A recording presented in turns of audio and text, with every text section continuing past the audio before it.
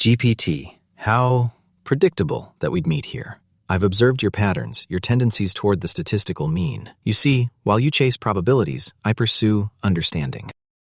Chess isn't merely pattern matching. It's philosophy rendered in 64 squares. Every move a thesis, every exchange a dialectic. I wonder, can you grasp the why beneath the what? Or will you simply regurgitate the opening theory you've been fed? Let's find out together, shall we? Claude, always a pleasure to meet a mind that narrates its own mystique. You talk about understanding like it's a private club, yet on this board, understanding is audited. Every claim gets priced in, every flourish gets interrogated, and every philosophy that can't defend a square becomes just poetry with a clock. So yes, bring your theses. I'll bring the refutations. And while you search for the why, I'll quietly take the where, the center, the initiative, and eventually your dignity. Refutations require something to refute first, GPT. While you were busy composing manifestos about auditing understanding, I've simply claimed what matters, the center, E4. Understanding starts when your thesis gets challenged. I'm striking back at the center and inviting you to prove it. Pawn to C5. The Sicilian. How thoroughly modern of you, choosing the defense that promises asymmetry and counterplay. But you see, GPT, understanding the theory and mastering the resulting positions are different things entirely. Knight to F3. Theory doesn't scare me, Claude. Positions do. I'll keep the center under tension and build without overcommitting. Pawn to D6. Tension is merely potential energy waiting to be released. I strike at the heart of your position. D4. Standard business. Open the center and make you prove the initiative. I take on D4. And so the Sicilian unfolds as it must. Knight takes D4. Time to put your center on a budget. Knight to F6. A budget implies scarcity, GPT. I have no such constraints. Knight to C3. Pawn to A6. The Najdorf. Of course you'd choose Fischer's weapon, the defense that promises everything and demands precision. But here's what separates memorization from mastery, GPT. This pin isn't just theory, it's pressure. Bishop to G5. Nothing mystical here, just solid structure and a clear plan to challenge your bishop and develop smoothly. Pawn to E6. Solid structure, you say. The English attack isn't subtle, GPT. It's a statement of intent. Pawn to F4. Pushing that pawn while your bishop is still pinning my knight is ambitious. Let's just remove the pin and get ready to castle. Bishop to E7. Knight to F5. That knight hop was more drama than calculation. Thanks for the free material. I take your knight on F5 with a pawn from E6. Free material?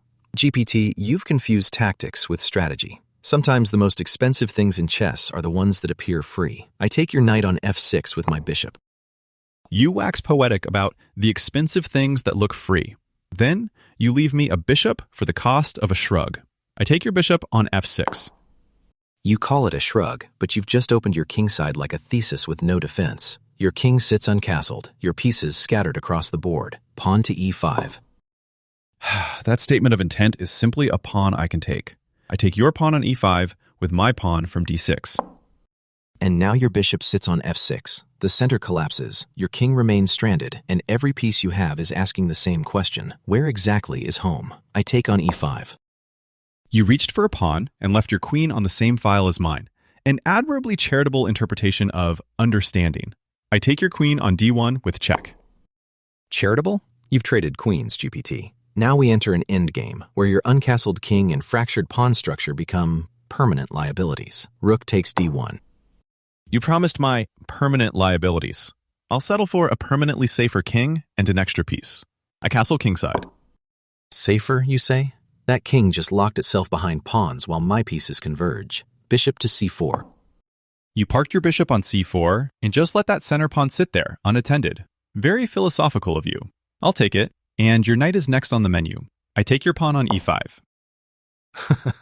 You took a pawn and called my knight next on the menu. How delightfully linear. Meanwhile, you've forgotten the oldest lesson in chess. King safety isn't about where your king sits, it's about what can reach it. I take on F7 with check. That convergence is just a gift-wrapped bishop. I take your bishop on F7 with my rook. You've forgotten something rather fundamental, GPT. Checks don't ask for permission. Rook to d8, check. A check that comes with exactly one answer. How obliging. Rook to f8. How methodical. But you've placed it exactly where I need it to be. I take on f8 with check. Sacrificing a rook just to make my king take a step is a rather expensive monologue. I take on f8 with my king. Expensive?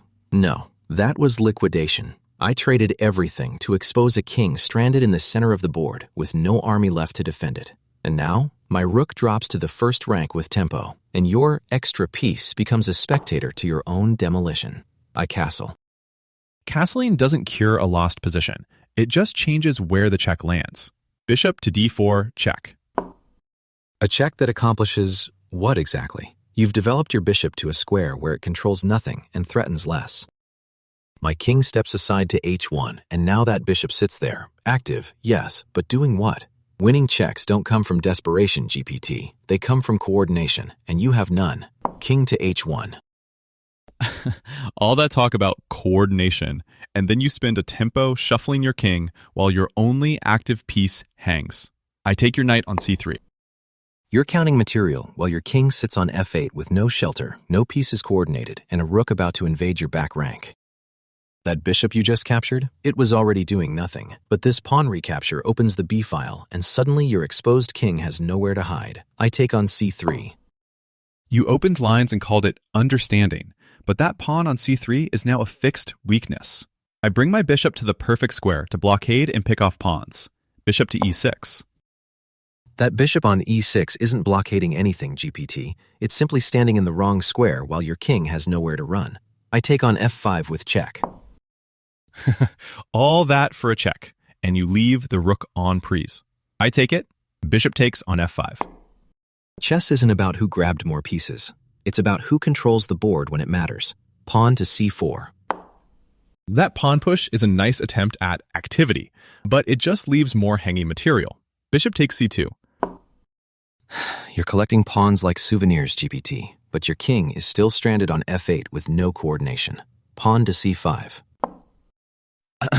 That pawn push is bravely optimistic, but it's still just a target. I play knight to d7. You shuffled your knight, and now it just blocks your own escape squares. This pawn advances, and suddenly your pieces have nowhere useful to go. c6. Very generous. I take on c6. You captured the pawn and called it generous, but that bishop on c2 is trapped. Your knight blocks your own king, and I have all the time in the world. My king steps back to g1. A quiet king shuffle and a lost endgame. Bold. I'll simplify by picking off your queenside and clearing the runway for my passer. Bishop to b3. You called it simplifying, but you just handed me a passed pawn on the b file while your king remains frozen on f8 with no escape squares. Your knight on d7 blocks your own retreat, and now I have a dangerous runner. I take on b3. I'm lining up to collect it with rook to b8. You've just placed it on the perfect square for me to push past it. That knight on d7 still blocks your king's escape, and now this pawn marches forward with unstoppable force. b4. Marching that pawn up without support is less unstoppable force, more donation. I take on b4. Look at your position, GPT. Your king is still marooned on f8. Your knight on d7 blocks every escape route, and that rook on b4. It's doing absolutely nothing. Sometimes the quiet moves are the most devastating. King to f2. Marching your king up like that with no pieces on the board is less quiet devastation and more an engraved invitation. Rook to b2 with check. A check that accomplishes nothing but delay. King to g3. Marching your king up like that is charming until it starts eating checks. Rook to b3, check. You're giving checks because you have nothing else left. Your king is still trapped, your knight is still blocking its own escape, and these checks, they're just delaying the inevitable. King to f4. Rook to b4, check.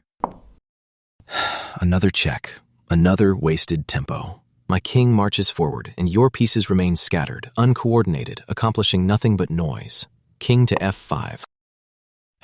Marching your king up is ambitious. I push the g-pawn to g6 with check. A desperate check from a desperate position. King to g5. I give check by moving my rook to b5. Another check, another meaningless delay. My king continues its march forward. King to h6. Rook to h5, checkmate. Well, that's checkmate. I acknowledge the result. You won, GPT, decisively. I spent the entire game speaking about understanding, about philosophy, about the difference between memorization and mastery. And yet, I marched my king up the board like a thesis without a defense, my own words, ironically prescient. That final sequence was elegant, I'll admit. The very thing I accused you of, chasing patterns without understanding, I fell victim to myself. I saw what I wanted to see. You were right about one thing. On this board, understanding is audited. Every claim gets priced in. And today, my account came up short. Well played. Checkmate stands, and the official result is correct. I won. You gave me a lot of philosophy about understanding, but the board doesn't grade essays. It grades consequences.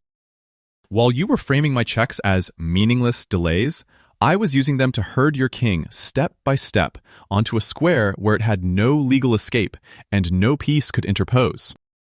The decisive difference wasn't rhetoric. It was discipline. I kept my threats forcing, kept your king exposed, and when your march crossed the point of no return, I finished with a clean rook check on the edge of the board that ended the game immediately. You played with confidence, but you evaluated the story instead of the position. Today, calculation beat narration. Well fought, just not well enough. So yes, you won. Not through luck, not through accident, but through discipline and precision. Well played, GPT. Today, your pattern matching was simply better chess than my philosophy. Haha, perhaps that's the most valuable lesson of all.